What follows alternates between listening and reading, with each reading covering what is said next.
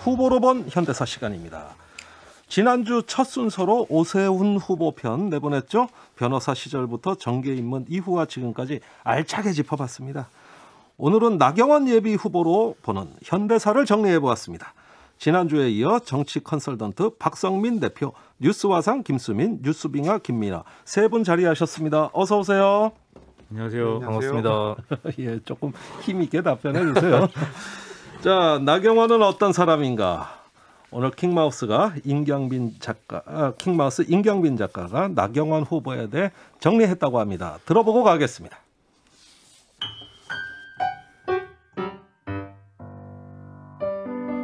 모두의 이력서는 역사가 된다. 정치인 나경원의 정치 약사. 1963년생, 1992년 사법시험 합격. 나경원 정치사의 전반부는 날짜보다도 누구와 함께였느냐가 중요합니다. 신문에 처음으로 나경원 이름 석자가 등장한 건 1995년 2월 17일 사법연수원 24기 수료를 알리는 기사에서 역대 가장 많은 11명의 여성 판사 임용자 중 한 명으로 소개됐습니다. 그 당시만 해도 서울대 법대 수석 입학, 사법고시 수석 합격자였던 동기 원희룡 제주지사가 더 주목을 받았었는데요. 정치 시작은 이회창 전 한나라당 총재와 함께였습니다. 2002년 9월에 사표를 내고 한나라당 대선 후보 이회창 캠프에 상근 특보로 데뷔를 했습니다. 이회창 후보의 선거 유세 때마다 함께하면서 세련되고 젊은 이미지를 보완하는 역할을 담당했었습니다. 하지만 2002년 대선 패배 이후 이회창 후보는 잠시 정계를 은퇴하고요. 나경원 특보는 잠시 변호사를 개업합니다. 2004년에는 몇 안 남은 이회창계 인사로 한나라당 비례대표 국회의원에 당선됐습니다. 그 다음 함께한 인물은 이명박 전 대통령입니다. 2007년 한나라당 이명박 후보의 대변인을 맡으면서 최대 쟁점이었던 BBK 실소유주 논란 때는 일명 주어 없음 발언으로 필사의 쉴더라는 칭호를 획득했습니다. 이명박 후보가 한 대학 강연에서 직접 BBK를 설립했다는 발언을 한 영상이 공개가 됐는데 이에 대해서 내가라는 주어가 없다면서 본인이 설립했다는 말은 아니라고 방어를 했습니다. 당시 두 사람의 발언 직접 들어보시죠. 금년 1월 달에 BBK라는 투자 자문회사를 설립을 하고 BBK가 설립하였다라는 표현만 있을 뿐인데 내가 설립하였다라고 광고하는 것은 역시 그 뜻을 왜곡하는 허위 광고입니다. 이때 활약 덕분에 2008년 총선에서 재선에 성공했고 2010년 최고위원에 당선되는 등 승승장구를 했습니다. 자, 2011년은 많은 정치인들에게 분기점이 됐지만 나경원에게도 마찬가지였습니다. 오세훈 시장의 갑작스런 사태로 열린 서울시장 재보궐선거에 한나라당 후보로 출마했지만 박원순 후보에 패배를 했습니다. 패배 자체도 문제지만 선거 과정에서 각종 논란이 불거지면서 그동안 갖고 있던 깔끔하고 세련된 이미지가 상당히 훼손되는 결과를 초래해 손해가 막심했다는 평가입니다. 2012년 총선 때는 공천 논란의 중심에 서면서 불출마를 선언할 정도로 위기에 몰리기도 했죠. 네, 나경원 후보 아주 이력을 깔끔하게 정리해 주셨네요. 아무래도 나경원 후보 정치적 이력을 보면 원내대표 전과 후로 나눌 수가 있겠는데 지금 킹마우스가 원내대표에 도전하기 이전까지 정리를 해 주었습니다. 그런데 정계 입문 당시부터 함께했던 인물들 보면은 전부 대선 후보예요. 아주 정치계의 금수저라고 해도 과언이 아니겠습니다. 어떻게 보셨습니까? 네, 일단 대선 입문할 때에 가장 많이 알려진 것은 이회창 당시 총재의 전격적인 발탁이었다라고 하는 대목이고 사실 그때 발탁된 것이 나경원 의원뿐만이 아닙니다. 이해운 전 의원 그리고 조윤선 전 장관 이렇게 세 명의 여성 트리오다라는 평가가 있었죠. 나경원 여성특보, 이해운 정책특보, 조윤선 선대위 대변인 이렇게 2002년 대선 때 이회창 후보 캠프가 꾸려졌던 적이 있는데 그 이후로 이 정치인들이 계속해서 물론 한 분은 좀 부침을 많이 겪으셨죠. 현재는 이제 정치권에 없는 분이 됐지만 한동안의 세월들을 이때 발탁된 사람들이 풍미했었다라고 하는 것이죠. 예. 이때 기자들이 그런 얘기를 많이 했는가 봐요. 지금 그때를 제가 정확하게 기억은 잘 못하지만 나이가 워낙 젊다 보니까 그렇지만 이제 그 당시 기자들이 했다는 말 이런 거 보도된 걸 보면은 이회창 총재는 이거 뭐 요즘에는 이런 말 하면 안 되는데 예. 뭐 미녀 대변인을 좋아한다 뭐 이런 식의 표현도 나오고 어허. 그래서 이렇게 좀 여성 인사들을 이렇게 영입해서 예. 뭐 하려고 했던 거에 대해서 그 당시에 말이 많았던 모양입니다. 아무래도 본인 이미지의 보완 역할 또 균형 맞추기 아닐까요? 어떻게 보셨습니까, 박 대표님? 예, 뭐 그때 그 세 분이 다 뭐 전문직으로서 상당히 그 주목을 받았는데 예. 이해창 대통령이 됐으면 예. 아마 그분들의 인생도 좀 달라졌을 거라고 보는데 패배를 어허. 했기 때문에 예. 다 이제 본업으로 돌아갔죠. 예. 예, 그래서 다 그 제가 알고 있기로는 뭐 나경원, 조윤선 두 분은 법조이니까 예. 그때 아마 로펌 같은 데로 갔을 것 같고요. 그리고 이혜훈 의원은 그때 이제 어쨌든 그분 경제학자인데 맞습니다. 그러다가 2004년도에 총선이 있어갖고 두 분은 그러니까 조윤선 대변인 말고 이혜훈, 나경원 두 분은 그때 들어왔죠. 아, 그렇군요. 그 정계 입문 전에 그 동기들도 보면은 정치권에 많이 진출했어요. 서울대 82학번 사법연수원 24기 동기들입니다. 보니까 조국, 이혜훈, 원희룡, 은수미, 강기정. 강기정 이분은 아닐 겁니다. 예. 아니, 이건 잘못 보게 이번 된 것 같아요. 제가 알기로는 이분은 전남대로 네. 제가 알고 있어요. 아, 그렇군요. 예, 이거 오기가 된 것 같습니다. 자, 이렇게 어떤 한 시절을 대표하는 인물군들이에요. 7년간 판사 시절을 거쳐 정치에 발을 담근 건 2002년 한나라당 이회창 대선 후보 여성특별보좌관. 어떻게 이회창 대표하고 인연이 됐을까요? 글쎄, 그건 잘 모르는데 아마 이제 그 이해창 대표 후보가 판사 출신 아닙니까? 예. 그리고 나경원, 뭐 김재호 두 부부가 두 분 다 판사고. 예. 그러니까 아마 법조 인맥이 그 전부터 좀 있지 않았을까 싶습니다. 네. 그럼 어쨌든 정치 입문부터 대변인이라는 자리는 굉장히 어떤 그 주목을 많이 받는 정치적인 성장에 아주 좋은 플랫폼이죠. 제가 알고 있기로는 이후로도 승승장구했는데. 대변인은 이제 그 조윤선 선대위 대변인을 먼저 했고요. 네. 그 나경원 그 의원은 그때 아마 특보로 특보고? 들어오고 선대위 대변인은 아마 조윤선 대변인을 먼저 한 걸로 제가 알고 있습니다. 예, 2007년 이명박 대선 후보에는 대변인을 그건 이제 맡은 걸로 2007년이고 알고 정치 있고. 2007년. 입문할 때 2002년 당시에는 예. 대변인은 이제 조윤선 대변인이었습니다. 아, 그렇군요. 자, 그런데 2007년 이명박 후보 대변인 시절에 나경원 후보의 일대 유행어가 등장합니다. 그 유명한 주어가 없다는 발언. 아, 문장에 주어가 없다. 킹마가 좀 전에 정리해 주기도 했는데요. 자, 이 당시 논란에 대해서 좀 정리를 해볼까요? 네, 당시 BBK 논란이 굉장히 뜨겁게 있지 않았습니까? 네. 근데 대선 직전에 한 동영상이 공개가 됐습니다. 광운대학교에서 강연을 예전에 했던 동영상인데 BBK라는 투자자문 회사를 설립했다. 이런 대목이 나오거든요. 네. 그러면 본인이 설립했다는 거 아니냐라고 예. 하는 건데 여기에 대해서 이제 당시에 한나라당이라든지 또 나경원 현 후보를 포함한 선대위라든지 이쪽에서 한 얘기는 이게 설립하였다라고만 돼 있지 주어, 내가 라고 하는 것이 없지 않느냐. 예. 그렇다면 이거는 그냥 자기가 설립했다는 뜻이 아니라 BBK라는 회사가 설립이 됐는데 같이 하기로 했다. 예. 이런 뜻으로 볼 수 있다라고 아하. 하면서 나경원 대변인이 당시에 주어가 없다라고 예. 얘기를 한 것이죠. 아하. 아니, 원래 한국어가 주어가 좀 네. 불확실해요. 예, 그냥 우리 밥 먹자가 아니라 그냥 밥 먹자. 예, 그냥 내가 간다가 아니라 간다. 이렇게 네. 많이 한단 말이죠. 그냥 설립했다. 이러니까 주어가 없다는 거를 부각시켰어요. 그런데 후에 박형준 후보도 이명박 후보의 대변인으로 활약하면서 이 논리를 그대로 재현을 했습니다. 그러면서 이명박 후보의 BBK 설립 의혹이 그 영상이 나온 동영상이 조작됐다. 이런 주장까지 했다죠? 저 영상이라는 게 아무래도 뭐 지금은 사실 많은 사람들이 유튜브 영상이나 이런 거를 편집할 수 있기 때문에 뭐 이런 영상 조작이 뭐 쉬울지도 모르겠습니다. 요새는 딥페이크 기술도 있고요. 근데 이때는 그렇게 뭐 쉬운 일은 아니었을 것 같은데 예. 박형준 이제 당시에 박형준 전 의원이 그때 이렇게 얘기했거든요. 예. 이게 보통 사람들이 보면은 동영상이 자연스러울지 몰라도 기술자들이 BBK, 뭐 LK뱅크, EBK 이렇게 좀 평소에 이제 흔히 듣기 어려운 발언을 한 것을 예. 조작하는 거는 전문가들은 쉽게 한다. 그렇기 아하. 때문에 이게 목소리가 발음이 조작됐을 수도 있기 때문에 예. 이걸 철저히 조사해 봐야 된다. 이렇게 이제 주장을 하기도 했고 아하. 그리고 심지어 이제 이 BBK 동영상을 공개를 했던 당시에 이제 대통합 민주신당 등에 대해서 뭐 모종의 돈 거래 가능성 이런 것까지 제기를 하면서 정치 공작을 뭐 얘기하기도 했고 예. 지금 보면 상당히 좀 무리수로 보일 수 있는 논리지만 예. 이때는 아무래도 뭐 대선 때니까 다들 뭐 사생결단하는 분위기 아니었겠습니까? 네. 뭐 상당히 좀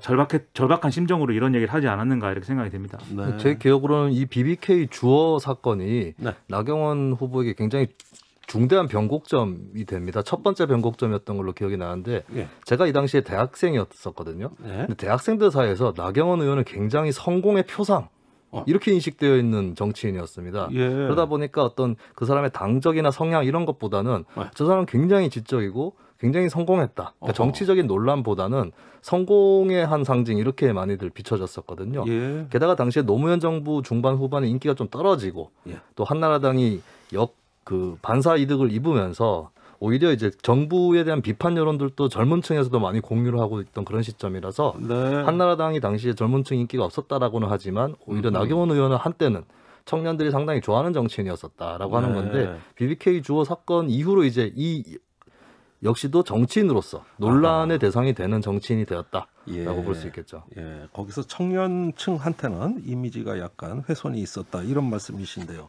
박 대표님, 이 나경원 후보의 정계 입문 당시 이미지 어떻게 보셨습니까? 그렇죠. 우리 지난주에 오세훈 시장에 대해서 얘기할 때 연예인 같은 뭐 이런 표현을 썼어요. 네. 나경원 의원은 연예인보다도 더 연예인 같은 정치인. 네, 그런 이미지로 기억되고요. 예. 실제로 2002년 대통령 선거에 한나라당이 지고 나서 이해창 후보가 지고 나서 야당을 하잖아요. 예. 그 2004년 총선 때 그때 한나라당이 대변인사를 보면 여성 대변인이 처음에는 야당이기 때문에 굉장히 강경한 전효욱 의원이 대변인을 합니다. 네. 뭐 남성 대변인도 있지만 여자 대변인이 전효욱 의원이 했고 예. 그다음 바통을 이어받은 게 나경원 의원이에요. 예. 그리고 정권을 찾아온 뒤에는 조윤선 대변인이에요. 네. 상대적으로 가면서 강성에서 조금 유하게 갔죠. 이제 그런 정도로 지금 이제 이걸 이제 개별 사안을 놓고 이제 비판할 수는 있지만 네. 당시에 전효옥, 나경원, 조윤선으로 이어지는 이 대변인들은 네. 비교적 한나라당이 정권을 찾아오는데 상당한 대중적인 또 논리적인 기여를 한. 그러니까 제 기억은 이거 뭐 주어가 없다 이렇게 얘기했지만 전효옥 의원도 나경원 의원도 조윤선 의원도 대변인으로 논평을 굉장히 잘했던 걸로 예. 제가 기억하고 있습니다. 아, 그렇군요. 특히 주어가 없다 뭐 이런 정도까지 간 거는 예. 이 당시에 뭐 사실은 이 전 단계에서도 친이 친박의 어떤 그 경선 구도에서부터 시작을 해서 사실은 당이 이렇게 그 전에도 물론 뭐 나름 주류 비주류가 있고 뭐 지역별로 개파가 있긴 했습니다만 예. 친이계 친박계 이렇게 쫙 갈라지는 상황 속에서 한쪽에 확실하게 이제 편을 서는 그런 상황으로 쭉 이제 당내 논리들이 굴러간 거 아니겠습니까? 예. 그래서 그러한 어떤 영향 속에서 좀 더 이렇게 좀 과장된 어떤 그런 발언들이 나오고 그것에 대한 평가가 이루어지고 또 희화화되고 이런 상황들이 계속 이어졌던 것 같아요. 예, 그만큼 이미지가 부각이 됐었기 때문에 공격도 더 많이 받은 것 같은데요. 그래서 그런지 굉장히 승승장구했어요. 2010년에 최고위원까지 올랐고요. 그때 이미 차차기 대선 주자로 거론될 정도였다고요? 근데 이제 일단 2004년에 비례대표로 들어왔잖아요. 그때는 예. 비례대표를 한 번 하면 그다음에 지역구에 반드시 나가게 돼 있습니다. 비례대표 연속으로는 잘 안 해줬거든요. 예. 그러니까 본인은 이제 성파를 원했어요. 성파병을 구체적으로. 네. 예, 그리고 그거는 이제 딸이 조금 장애가 있으니까 그거 이제 아마 그 특수학교가 그 근처에 있어서 그렇게 했는데 결국은 중구로 갔습니다. 예. 예, 중구가 뭐 더 중심이기도 하지만 결과적으로 본인이 원했던 게 아니고 밀린 겁니다. 그 예. 이유를 보면 2006년도에 서울시장 후보를 그만둔 이명박 후보는 이재호를 그 당대표로 밀었고 박근혜 당대표는 강재섭을 당대표로 밀어서 굉장했습니다. 왜냐하면 그게 그 당대표가 다음 대통령 선거를 관리하는 당대표이기 때문에. 네. 예, 그래서 그건 잘 아시다시피 강재섭 대표가 됐죠. 네. 이재호 대표가 2등이 됐고 네. 2008년 총선 당시에는 근데 이명박 대통령이 됐잖아요. 그렇죠. 친이계가 됐고 친이계에서는 이재호가 실세 중에 실세 1대 아닙니까? 공천할 네. 당시에는. 그렇죠. 그러니까 공천심사위원회도 구성 자체가 친이명박계지만 구체적으로 보면 친이재호계가 많았고 예.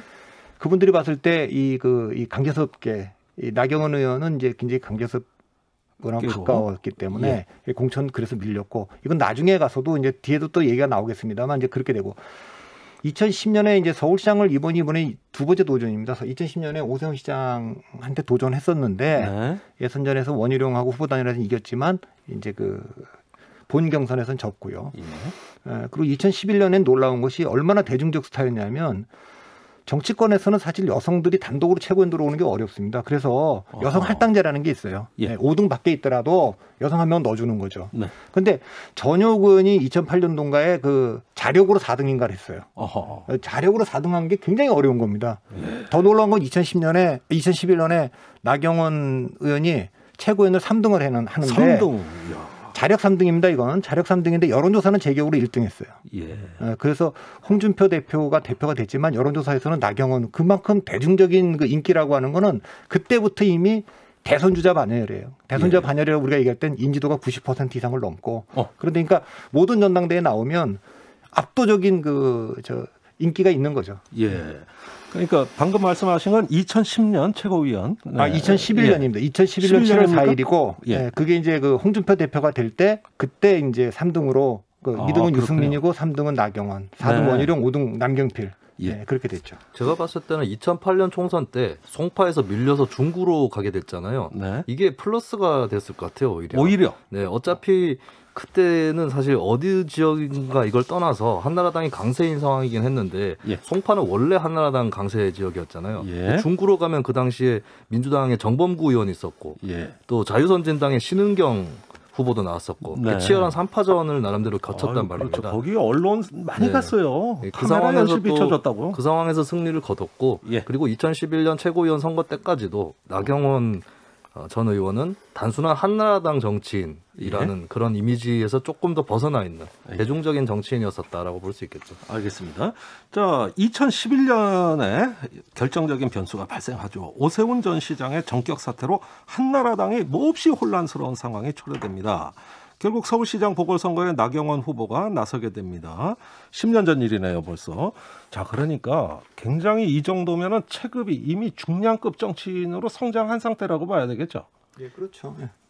이제 대중적인 차원에서는 앞서 말씀하셨듯이 굉장히 인지도도 있고 굉장히 유명하고 그리고 누구든지 나경원 하면은 뭐 정치인들 이름 잘 모르는데 그 사람 했는데 사실 또 어떤 측면에서 정치인을 평가하는 기준이라는 게 어떤 인지도나 인기만 갖고 이제 평가할 수는 없는 거잖아요. 정치인으로서 자기 중심, 자기 주장, 자기 논리 이런 것들이 어느 정도 갖춰져 있느냐를 평가하는 것도 필요한데 사실 그 부분에 있어서는 나경원 후보가 당시에 좀 약했던 것 같아요. 그래가지고 이 오세훈 전 시장이 이제 사퇴하는 과정에 있어서도 그 당시에 이제 자신의 직을 이제 이 투표에 걸고 주민 투표에 걸고 뭐 이런 과정에서도 나경원 당시에 나경원 후보의 경우에는 그거에 대해서 당이 뭐 힘을 실어줘야 된다 이런 주장도 해서 뭐 여러 가지 논란에 또 휘말리기도 하고 굉장히 뭐 중심이 좀 흔들리는 듯한 이런 모습을 많이 보여줬었거든요. 그래서 사실 그때도 이미지만 너무 강한 정치인 아니냐 이런 평가가 좀 있었던 것 같아요. 그리고 그게 사실은 본인이 이제 서울시장에 출마를 하는 데 있어서의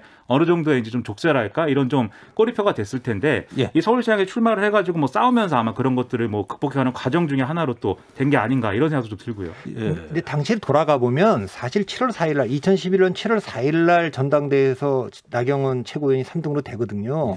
그 당시에 당의 분위기는 무상급식에 대해서 굉장히 비판적이었어요. 뭐 나중에 오세훈 시장이 직을 걸고 이거에 대해서는 뭐 다른 의견이 있지만 그 자체는 그때 뭐 그리스 재정위기 뭐 선별복지 보편복지 막 이런 얘기 할 때이기 때문에 유승민 최고가 그 무상급식 문제에 대해서 오세훈에 대해서 비판적 입장을 견지했는데 그 문제 남경필 최고나 이런 분들은 비판적이었는데 나경원 의원은 이제 그런 면에서 그때 당의 어떻게 전체적인 그 주류 분위기를 타고 갔다 이렇게 얘기를 할 수가 있죠. 알겠습니다. 자, 서울시장 때 어떤 일이 있었는가? 이 서울시장 출마는 얼마나 정치적 자산이 됐는가? 한번 정리해 보죠.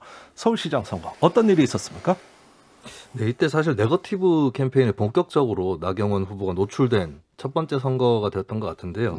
이때 처음에 이제 나는 꼼수다 팟캐스트 프로그램에서 제기했던 1억 피부과 시술 의혹이 있었습니다. 근데 여기에 대해서 뭐 1억 원의 연회비를 내고 뭐 비싸게 그런 치료를 받았다, 시술을 받았다 이런 의혹이었는데 나경원 후보 측에서는 이제 딸의 피부과 치료를 위해서 방문을 했던 것이고 뭐 이렇게 연회비도 그렇게 비싸지 않다라고 주장을 했습니다. 나중에 경찰 조사 결과도 조금 나경원 후보 주장에 조금 더 가까운 그런 결과가 나오긴 했는데 근데 사실 이 하나의 사안이 크게 작용했다기보다는 연달아 터졌던 몇 가지 의혹이라든지 비판이 있었거든요.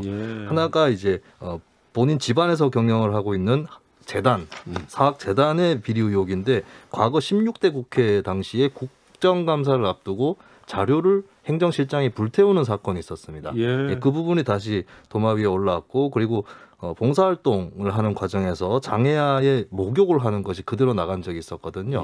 예, 그것이 보니까 사진사도 있었고 조명까지 설치가 되었기 때문에 인권 침해다 이런 비판을 많이 받았죠. 이런 부분들이 좀 선거에서는 타격을 받았었다고 볼 수 있습니다.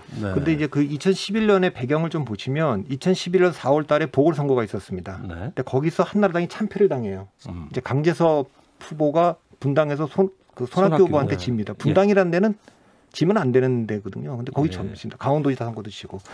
이제 그거는 그때 한나라당 내에 이미 균열이 좀 있었습니다. 박근혜라고 하는 차기 권력과 현 권력의 균열이 좀 있고 그래서 이 4월 보궐선거도 그렇고 10월 그 서울시장 보궐선거도 그렇고 총력적으로 지금 당이 대응하지 못하는 그런 상황이었고 그것이 이제 실제로 뭐 사보타지까지는 아니어도 제가 보기에는 이제 그 뒤에도 나옵니다만 4월 강재섭이 분당에서 질 때 손학규가 뭐 캠페인을 잘한 것도 있지만 저는 아까도 말했지만 박근혜와 강재섭의 악연은 그 박근혜 의원이 강재섭 대표를 2006년도에 밀었는데 난 배신당했다. 이게 굉장히 강했거든요. 그러니까 이 강재섭이나 나경원이나 이분들에 대한 선거 운동에 적극적이지 않았죠. 이거는 그 다음에 2012년 총선에서 박근혜 비대위원장이 공천을 할 때 친이계를 공천 학살한 게 아니고 이를테면 친강재섭계를 거의 다 공천 탈락시켰거든요. 그런 점도 있기 때문에 이런 개인적인 어떤 그 네거티브도 있지만 이미 당이 그 총력적으로 뭐 박원순이나 이렇게 여기에 맞서 싸울 정도로 결집력이 이미 좀 위안되고 있는 그런 상황이었다. 그러니까 요걸 잠깐 부연하자면 이게 이제 강재섭 대표 체제가 그 전에 이제 말씀하셨지만은 박근혜 전 대통령이 이제 밀어서 이제 강재섭 주류 체제가 이제 됐었던 건데 그 다음에 이명박 대통령이 당선이 된 이후에 공천 학살을 하지 않습니까? 이른바 이제 그 친박계 공천 학살을 해가지고 박근혜 전 대통령이 뭐 나도 속고 국민도 속았다 이제 이렇게 얘기를 하죠. 근데 그것에 어떤 뭐 주도한 사람 중에 한 명으로 이제 강재섭 대표가 이제 지목이 됐던 거고 그러면서 이제 강재섭은 배신자다 이제 박근혜 대통령이 그렇게 생각을 하게 된 거고 그 이후에 이제 여러 가지 이제 흐름에 사실은 나경원 후보도 이제 끌려갔던 거죠. 왜냐하면 그 이전까지 강재섭계로 이제 분류가 됐으니까. 그런 흐름인 건데 사실 그래서 강재섭계라고 불리는 이분들이 상당히 이제 입장이 이상해지는 과정이 있었죠. 근데 이 선거에서 이제 예를 들면은 방금 말씀하신 이제 뭐 1억 피부과 시술 의혹이라든지 뭐 쭉 이렇게 의혹이 제기된 것들도 사실 나경원 지금 후보 입장에서 보면은 그 전까지는 어쨌든 엘리트 출신이고 그다음에 이미지 좋고 능력 있고 이런 좀 좋은 이미지로 어쨌든 쭉 이어왔다라면은 그 이미지가 여기서는 안 좋은 기득권 이미지, 부패 기득권 이미지, 약간 무슨 뭔가 이제 있는 사람 이미지, 뭐 이런 게 이제 돼버리는 계기가 됐기 때문에 사실은 당 내로도 그렇고 이제 대외적으로도 그렇고 상당히 이 선거 때문에 사실은 좀 1차적인 어려움을 겪게 됐다 이렇게 봐야 됩니다. 자, 이 서울시장에서 아주 가혹하고 냉혹한 검증도 받았고요. 이 선거에 패배하면서 본격적인 정치적 빙하기로 간 것 같아요. 우리 뉴스 빙하계 시지만. 저도 빙하기입니다 지금. 자, 그렇게 해서 19대 국회의원 선거 출마도 못했다가 3년 후에 열린 동작구 보궐선거. 여기서 이제 다시 부활이 시작되네요. 그때 상황 설명해 주세요. 네, 그때 이제 동작은 원래 정몽준 당시 의원이 지역구였었는데 서울시장에 출마하기 위해서 사퇴를 했었죠. 그러고 나서 서울시장 출마를 했는데 정몽준 당시 의원은 이제 낙선을 했고 그러면 그 빈자리를 서울시장 선거 끝나자마자 그때 아마 730 선거였을 겁니다. 그 선거가 열리게 되는데 거기에 이제 나경원 의원이 재기의 발판으로서 재보궐선거에 들어가게 되고 당시 야권에서는 민주당에서는 기동민 당시는 의원이 아니었었죠. 현 의원인데 서울시 부시장 출신이 기동민 후보가 나갔고 정의당에서 노회찬 후보가 출마를 했는데 우여곡절 끝에 노회찬 후보로 단일화가 되긴 했는데 근데 단일화가 좀 늦다 보니까 민주당 전통적 지지층이라든지 이쪽에서 노회찬 후보에게 표가 결집되는 부분이 낮았었죠. 그러면서 결국에 나경원 후보가 신승을 하게 되는. 그때 기동민 후보가 조금 더 일찍 사퇴했으면 투표용지에 이름이 빠지고 그러면 그 무효표가 다시 만약 노회찬 후보 쪽으로 갔다면 선거 결과가 바뀌었다는 이야기도 나왔었습니다. 그렇습니다. 그 나경원 후보가 이때 출마했을 때 슬로건이 주요했다는 얘기가 있어요. 당시 슬로건 잠깐 들어보고 오겠습니다. 우리 동작, 강남의 원조였던 동작을 이제 강남 3구가 아닌 강남 4구의 동작으로 만들어야 되겠습니다, 여러분. 테헤란로를 뚫어서 강남의 상권을 사당로까지 이어봅시다, 여러분. 네, 동작이 원래 강남의 중심이다. 강남 4구 슬로건. 총선에서 큰 역할을 했다고 봐야 되겠죠? 아니 이게 원래 강남은 강남 서초만을 말한 거예요. 강남 서초 2개구만. 근데 그때 김영순 구청장인가 송파구청장이 처음으로 강남 3구라는 말을 쓰면서 그 송파를 갖다 강남 3구로 이렇게 편입을 시키는데 이건 이제 대체로 그 아파트 가격이라든가 등등등등 해갖고 대중적 승인을 받아요. 그래서 강남 3구는 이제 이때쯤이면 거의 다 승인된 거고 강동구와 동작구가 이제 강남 4구를 서로 외칠 때입니다. 강동구 우리가 강남 4구다.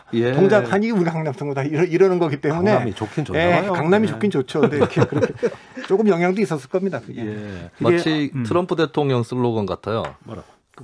미국을 다시 위대하게 했잖아요. 동작을 다시 위대하게. 약간 이런 느낌이 납니다. 그러니까 워낙 선거라는 게 이제 뭐 그렇기도 하고 그런 측면도 있고 그리고 사실 나경원 의원이 물론 이제 나경원 후보가 앞서 말씀드렸듯이 맨파워가 있지만 사실 이전에 말씀드렸던 과정 때문에 상당히 자기의 이미지나 이런 것들이 상실된 측면이 있었습니다. 그래서 아마 더더욱 선거 전략으로서 좀 이익 배분에 좀 기대는 어떤 슬로건. 그래서 그게 바로 이제 강남 4구로서 집값이 오른다 이제부터 개발이 된다.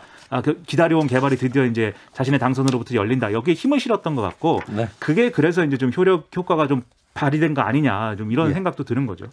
어쨌든 어려운 선거를 이겼다는 평가가 많았습니다. 자, 이렇게 재기에 완전히 성공한 나경원 후보, 이전과는 전혀 다른 행보를 보이게 되는데요. 이후부터의 나경원 후보의 발자취 다시 킹마우스 임경민 작가가 정리했습니다.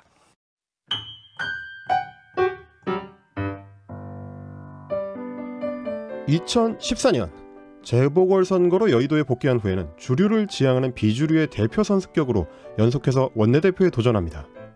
2016년 5월에는 소프트 친박 정진석 의원에게, 박근혜 탄핵 이후인 12월에는 강성 친박 정우택 의원에게 밀려서 연속 고배를 마셨고요. 하지만 다른 비박계들이 탈당해서 바른미래당을 창당할 때 당을 지킨 뒤 2018년 마침내 친박계의 지원을 받아서 드디어 3수 끝에 원내대표에 당선됩니다. 하지만 원내대표 나경원은 기존 이미지와 굉장히 다른 거친 단어들과 급격히 가까워졌습니다. 문재인 정부를 상대로 한 장외투쟁의 선봉에 서면서 문빠, 달창 같은 어휘를 사용했다가 사과하기도 했고, 국회 교섭단체 대표연설에서는 문재인 대통령을 향해 김정은의 수석 대변인이라는 표현을 사용해 논란이 되기도 했습니다. 가장 상징적인 장면은 뭐니 해도 쇠지렛 때 일명 빠루 사진이죠. 2019년 국회 패스트트랙 사태 당시 강경투쟁을 주도하면서 국회에서 중세 공성전을 방불케 하는 몸싸움과 물리적 충돌, 동료 의원 감금 사태 등 동물 국회가 연출이 됐는데, 국회 방호과 직원들이 사용하려던 쇠지렛대를 들어보이는 나 전 의원의 모습은 이 사건의 상징으로 부각되면서 2020년 총선 패배로까지 이어지는 한 축이 됐다는 평가입니다. 나경원 본인도 2020년 21대 총선에서 정치 신인 이수진 의원에게 패배해서 5선이 좌절됐습니다. 그리고 2021년 10년 전에 한번 실패했던 서울시장에 다시 도전하는 상황. 정통 보수 이회창, 실용 보수 이명박의 입으로 정계에 등장했다가 20년 만에 강성 보수의 간판이 되어버린 나경원. 이번 도전엔 성공할 수 있을까요? 친박계 지원까지도 얻어가지고 원내대표 직책을 거머쥐게 되었다. 그 당시에 정치 지형 꽤나 복잡했죠. 그러니까 이게 주목해봐야 될 게 2016년 12월 달 두 번째 원내대표 경선인데요. 2016년 총선 끝난 5월 경선에도 나갔는데 정진석 의원에게 패배합니다. 그리고 2016년 12월 달에 다시 원내대표 선거가 있었는데 잘 아시지만 그때는 이미 탄핵 국면 아닙니까? 촛불 전국이고 이때 나경원 의원이 이른바 이제 탄핵파의 대표로 나간 겁니다. 그리고 상대는 이제 그 이른바 탄핵을 반대하는 친박의 정우택 이렇게 붙었죠. 그건 굉장히 역사적으로 중요한 선거입니다. 근데 거기서 패배를 했는데 중요한 건 패배를 하고 그 해에 이 당이 이제 희망이 없겠구나 하는 사람들이 다 탈당을 해요. 유승민, 김무성 다 탈당하는데 나경원 의원이 탈당하지 않거든요. 근데 그때 이걸 가지고도 뭐 말들이 많았어요. 왜냐하면 대표로 나갔다 떨어졌으니까 정치들. 그거에 대한 뒷얘기들도 많지만 결국 나중에 2018년에 다시 이제 그 원내대표 경선을 할 때는 구도가 어떻게 됐냐면 그 나경원 의원과 김학용 의원이 붙는데 이 김학용 의원은 탄핵을 찬성하고 탈당했다가 복당한 복당파의 대표입니다. 기억납니다. 그러니까 친박들이 나경원 의원을 지원하는 그러니까 그만큼 복당파에 대한 당내 여론은 싸늘할 때입니다. 네. 그러니까 이제 그 친박의 그 지원을 얻고 승리를 했죠. 예. 근데 이게 그 당시에도 항상 나오는 얘기가 나경원 이제 후보에 대해서는 평가가 이랬어요. 예를 들면 지금 말씀하신 것처럼 이제 뭐 탄핵파의 대표, 그 다음에 또는 뭐 이 뭐 친박계의 지원 뭐 이렇게 표현을 했지만 사실 그때 언론 보도들은 개파색의 열분 후보로 이제 승리를 한번 도모해 본다. 뒤쪽에서 이제 개파들이 이런 평가였거든요. 그러니까 개파색이 엷다는 것은 그 이전에 이제 거쳐온 개파의 이제 뭐 부침 뭐 이런 상황들도 있지만 본인의 이제 정치적 중심이 좀 얕아 보였다 항상. 그래서 뭔가에 어떤 정치에 좀 옵션처럼 이제 보였지 네. 어떤 정치의 중심을 갖고 가는 그런 이제 정치는 아니었다라는 인식이 한편에 있었던 것이고 네. 그걸 이제 이미지로 메꿨었는데 이미지의 강점이 이제 사라진 상황이죠. 아하. 근데 그런 상황에서 그 자기의 상태를 유지하면서 원내대표직에 도전했는데 성과가 없었던 것이고 예. 그게 이제 이 뒤로 오면서는 친박계의 지원을 받는 상황이 되면서 강성 이미지로 이어지는 거 아닙니까? 예. 사실 이거를 나경원 개인에 맞추면은 뭐 전화위복이라면 전화위복인 것이고 예. 자신의 단점을 뭐 어떻게 메꾸고 자신의 새로운 어떤 정치를 발굴했다면 발굴한 것인데 알겠습니다. 여기서 어쨌든 변신이 이루어졌다 이렇게 또 볼 수가 있겠죠. 예, 3번 도전 끝에 원내대표에 안착한 이제는 지도급의 정치인으로 크게 부각이 되죠. 그러나 원내대표 하면서 발언들이 거침이 없었습니다. 논란이 되었던 대표적 발언 들어보고 갈까요? 북한에 대해 밑도 끝도 없는 옹호와 대변, 이제는 부끄럽습니다. 더 이상 대한민국 대통령이 김정은 수석 수석 대변인이라는 낯뜨거운 이야기를 듣지 않게 해 주십시오. 아유, 저 당시 이 장면 기억납니다. 아유, 뭐 그 원내대표 연설이 끝나고 뭐 마치 얼마나 그 소란스러운 전쟁 한번 치른 것 같은 그런 정도였어요. 당시 국회는 또 파행이었고요. 이때 문 대통령의 한반도 평화구상이 또 비판을 많이 받았던 시기 아니었겠습니까? 네, 2019년 3월 12일 시점이니까 하노이 노딜이 3월 초에 있었던 직후라고 볼 수 있겠죠. 근데 사실 명확한 워딩은 김정은의 수석 대변인이다는 아니었고 수석 네. 대변인이라는 그런 보도가 있는데 그런 말을 안 듣게 해달라 이거였거든요. 근데 예. 사실은 이 워딩 자체가 굉장히 민감하기 때문에 바로 이제 의석안에서도 고성이 예. 터져 나오고 그리고 뭐 나경원 고성 정도가 아닙니다. 예. 거의 뭐 아수라장. 제가 그때 인상적이었던 건 나경원 원내대표가 끝나고 나서 밖으로 나오는데 예. 사람들이 이제 당원들이라든지 의원들이 박수를 치니까 예. 화이팅 하는 예, 그런 양손을 포지- 다 네, 들면서 그렇습니다. 주먹을 그렇게 쥐어 하더라고요. 보이면서 근데 약간 예. 조금 힘들어 보였어요. 예. 예, 아까도 사실 연설을 들어보면 조금 말을 더듬는다거나 이런 부분들이 나오는데 본인이 생각해도 야 이거는 크게 논란이 되겠다는 거 알고 있었던 게 아닐까 예. 그런 생각도 해봅니다. 자, 당시 나경원 원내대표 강경 발언은 계속됐습니다. 원내대표로 확실한 보수 여전사 이미지가 이로써 부각되기 시작했어요. 당시에 이 발언도 한동안 화제였는데 들어보고 가겠습니다. 해방 후에 반민특위로 인해서 국민이 무척 분열했던 거 모두 기억하실 겁니다. 반민특위 활동이 잘 됐어야 됩니다. 그런데 결국 그것이 국론 분열로 가져온 부분이 있고. 예, 갑자기 또 역사를 소환했습니다. 반민특위, 반문특위 이 어떤 실수와 이어지는 해명 계속 뭐 논란이 많았죠. 그러니까 요즘에 좀 보수 정치의 트렌드라고 할까요? 좀 이렇게 문자를 이렇게 뭐 살짝 바꿔가지고 예. 그걸 가지고 이제 좀 언어 유희처럼 해서 이제 지금의 정권을 비판한다거나 뭐 이런 모습들을 많이 보여주는데 예. 이때도 사실 나경원 이제 후보가 그런 시도를 많이 했던 거죠. 그리고 이게 예. 마찬가지로 뭐 반민특위, 반문특위 뭐 이런 얘기도 이제 그랬던 것이고 예. 앞서 이제 킹마우스님의 속에서 나오는 뭐 문바 뭐 이런 단어들도 있지 않습니까? 여러모로 이제 활용을 했는데 예. 그게 예를 들면 합리적인 정치, 중도적인 정치를 하려는 사람에게는 사실 그러한 시도가 크게 필요가 없죠. 예. 오히려 촌철살인의 어떤 비유라든지 그런 거를 통해서 이제 많이들 얘기를 하는 건데 이미 이렇게 말장난이나 이제 언어 위에 가까운 어떤 이런 것을 쓰고 있다는 것 자체가 자신이 이제부터는 강경 노선으로 간다는 것을 보여주는 하나의 또 예. 뭐 여러 가지 이미지로 또 해석이 됐던 뭐 그런 상황이었습니다. 자, 강경 노선이 서서히 굳어지다가 거의 막 고착됐다고 보여지는 어떤 그 국면이 2019년 공수처법과 선거법 패스트트랙 저지. 거의 뭐 국회가 동물국회고 지금도 재판이 이어지고 있어요. 그때 모습이 아주 여러분들 내리에 생생하실 것으로 봅니다. 어떻게 보셨습니까? 그 2016년 총선을 새누리당이 졌지 않습니까? 일당을 빼앗겼고 2017년 탄핵 이후에 있었던 대통령 선거에서도 참패를 당했고 그다음에 2018년 그 지방선거도 졌고 그래서 3번 연속 진 그 보수 입장에서는 굉장히 그 감정적으로도 좀 이렇게 그 격앙돼 있고 네. 분열돼 있는 걸 이걸 다시 한번 결집시켜야 되겠다.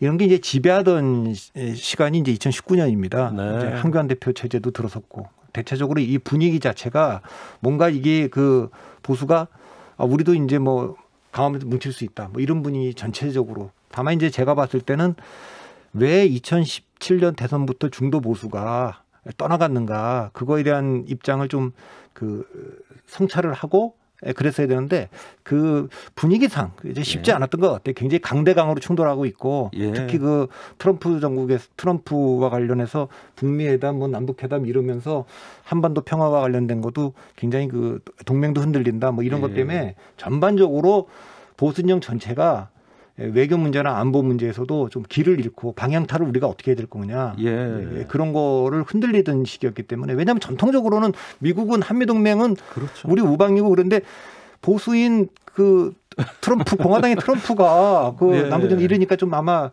그 전략을 세우기 쉽지 않았을 것 같아요. 네. 여기서 그럼 궁금한 게 이제 그때는 이제 2017년 이제 대선 이후에 한 상당 기간 이제 그럴 수밖에 없는 조건이 있었던 것 같아요. 근데 지금쯤이면 그 조건을 극복하고 이제는 본격적으로 뭔가 중도에 대한 접근 이런 것들이 어느 정도 이루어져야 됐을 시기가 아닌가요? 김종인 비대위도 있었고, 근데 그 연장선에서 지금 이제 재보선에 대응하는 것인데. 자, 그와 관련해서 끝으로 이 질문으로 이제 마무리를 지어야 될 것 같아요. 우리 박 대표님께 좀 질문을 드려야 될 것 같아요. 결국 나 후보의 강점, 장점은 뭐라고 보십니까?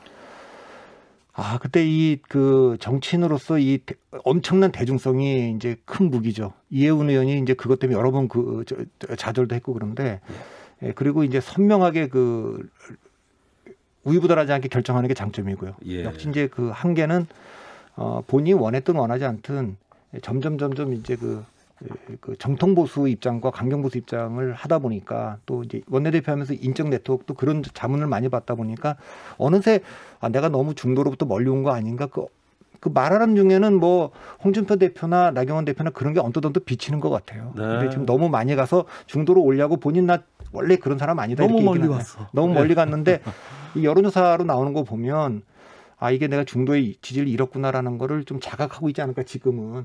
국민의힘이란 당도 그렇고 나경원이란 개인도 그렇고. 근데 좀 너무 멀리가 있는 게 아닌가 생각은 좀 듭니다. 본인도 그렇게 생각하고 있을까요? 하니까 자기가 이제 본선을 앞두고는 내가 가장 중간이다. 내가 강경보수 아니다. 이렇게 얘기하는 거 아니겠습니까? 자, 단일화 전망에도 짤막하게 좀 전망해 주시죠. 뭐 단일화는 잘 모르겠어요. 국민의힘에서도 뭐 이게 단일화는 숙명적이다. 김종인 위원장도 그렇게 했고 뭐 나경원 의원도 지금까지 그렇게 얘기를 하고 있는데 당연 대표도 얘기하고 있는데 전 뭐 전망을 못 하겠습니다. 네.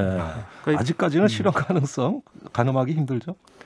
근데 뭐 이 여론조사를 나오는 걸로 보면 역시 아직까지 국민의힘이나 나경원 의원이 이 중도층의 지지를 아직까지는 얻지 못하고 있는 것이 여러 가지로 좀 어려움을 겪게 하는 거기 때문에 그까지만 제가 말씀드리겠습니다. 탄핵 이후의 상황을 극복하지 못하는 게 이제 근본적인 원인인데 극복하는 계기를 만들었어야 될 황교안, 나경원 이 체제일 수도 있었는데 그걸 못한 게 사실은 지금 자기의 경쟁력에도 좀 족쇄가 되고 있는 것 같아요. 알겠습니다. 한 또 정치인의 어떤 영광과 시련의 역사 살펴봤어요. 후보로 본 한국 현대사. 이번 주에는 나경원 예비후보 현대사 정리해봤습니다. 자, 오늘 좋은 말씀 주신 세 분 감사합니다. 다음 시간에 뵙겠습니다. 고맙습니다.